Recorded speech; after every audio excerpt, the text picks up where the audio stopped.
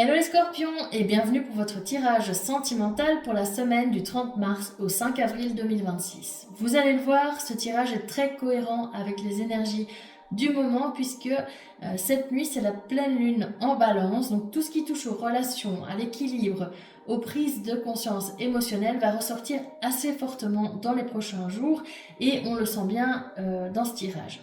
Alors la semaine passée, on était plutôt dans une remise en mouvement. Ici, on est davantage dans une forme de réalignement émotionnel. Mais on va voir tout ça ensemble en commençant par l'énergie principale qui se trouve ici. C'est une carte qui provient de mon oracle, le Dark Priestess Love Messages, et qui dit « J'apprends à m'aimer avant tout ». Donc c'est un message qui est assez clair pour moi. On est dans une énergie de recentrage, de retour à soi, et on apprend petit à petit à s'aimer avant toute chose. Les autres énergies principales de ce tirage, elles se situent ici au dos des jeux de tarot. Et elles sont, donc c'est le 2 de bâton et le roi de coupe. Le 2 de bâton, il nous parle de quoi? Il nous parle de quelqu'un qui, vous voyez, avec la terre en main, qui se projette, il y a une forme de projection dans cette carte, mais aussi de choix. Il ne sait pas très bien vers quel bâton se diriger, quelle direction prendre. Le roi de coupe, lui, c'est quelqu'un qui est stable, profond et qui fait preuve d'une grande maturité émotionnelle. Donc c'est quelqu'un qui peut ressentir profondément les choses, mais en même temps garder cette stabilité, ne pas partir dans tous les sens, ne pas être impulsif non plus, vraiment avoir une forme de contrôle, mais positif par rapport à ses émotions. Et ça ne l'empêche pas donc de ressentir vraiment les choses très intensément. Donc ici, pour moi, ces deux cartes, qu'est-ce qu'elles nous disent? Elles nous disent qu'en fait, il y a quelqu'un qui est en train de réfléchir à une direction à prendre, mais cette réflexion, elle se fait avec une plus grande maturité émotionnelle. C'est quelqu'un qui a forcément évolué ces derniers temps et qui prend le temps, en fait, de ressentir les choses, qui est en roi de coupe et qui fait des choix plus alignés avec lui, mais comme je vous le disais, sans être dans une forme d'impulsivité, il y a vraiment quelque chose de stable, de profond, de mature dans cette prise de décision. Alors, on va voir quelles sont les autres énergies. Et on va commencer ici par le pendu qui est clarifié par la justice. Le pendu, il parle de pause, de prise de recul et de changement de perspective. La justice, elle, comme vous le voyez sur la carte, il y a une balance, donc c'est la carte qui est associée au signe de la balance, et la pleine lune de cette nuit est en balance, donc comme quoi, je vous le disais, le tirage est très cohérent. Elle nous parle d'équilibre, de vérité et de réajustement. Donc pour moi, ici, il y a quelqu'un qui, en fait, volontairement a mis les choses en pause, ou a mis sa vie en pause, ou en tout cas décidé de prendre du recul pour venir réfléchir et surtout changer de perspective, voir les choses autrement et chercher à rétablir une forme d'équilibre, à remettre plus de justesse dans une situation ou dans une relation. Avec le 5 de coupe qui revient aussi ici, donc c'est une énergie qui est assez prépondérante pour vous cette semaine les scorpions.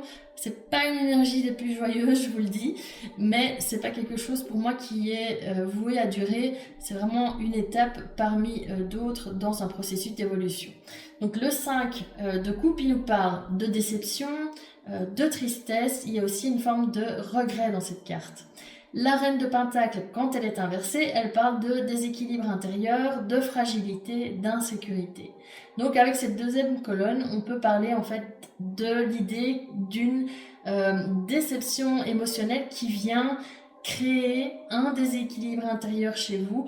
Il peut y avoir une forme de fragilité dans le sens où vous vous sentez peut-être fragilisé, vous vous sentez peut-être déstabilisé par cette désillusion, cette forme de tristesse, de déception. Mais comme je le disais, j'ai pas l'impression que ce soit quelque chose qui va durer longtemps, mais en tout cas, voilà, ce sont les énergies qui vont parcourir, on va dire, cette semaine pour vous. Ensuite, on a le 10 de coupe clarifié de nouveau donc par le 5 de coupe. Le 10 de coupe, il nous parle de quoi? Vous voyez, il y a une famille, des enfants qui jouent, les personnages ont les bras ouverts, donc il y a vraiment une notion de bonheur, de joie. Les coupes, c'est les émotions, donc ce 10 de coupe, il nous parle d'un idéal affectif, d'un accomplissement, d'une forme de bonheur. Et ce 5 de coupe ici, comme on vient d'en parler, de déception, de tristesse, de désillusion, de déception, je l'ai déjà dit, et de manque aussi.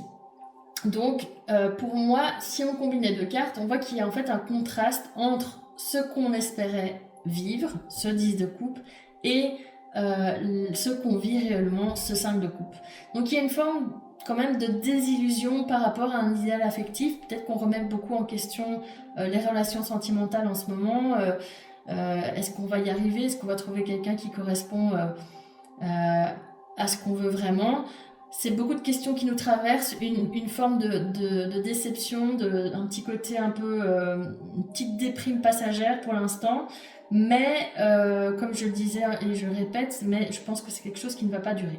Donc si on devait résumer ce tirage des scorpions pour vous, dans l'ensemble, il parle d'un réalignement émotionnel. En fait, il y a des déceptions, des prises de conscience, mais ça vous pousse justement à vous recentrer sur vous, à vous choisir davantage, à vous aimer avant tout et à remettre une forme aussi d'équilibre dans votre vie affective.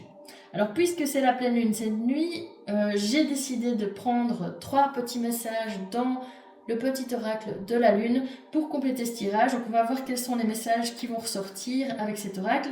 J'ai déjà mélangé les cartes, donc je vais simplement me contenter d'en tirer 3 au hasard et on va voir si j'y arrive. C'est un peu compliqué. Et on va voir ce qu'elles disent ces cartes et si les messages qui sont dessus résonnent avec le tirage et ou les énergies du moment.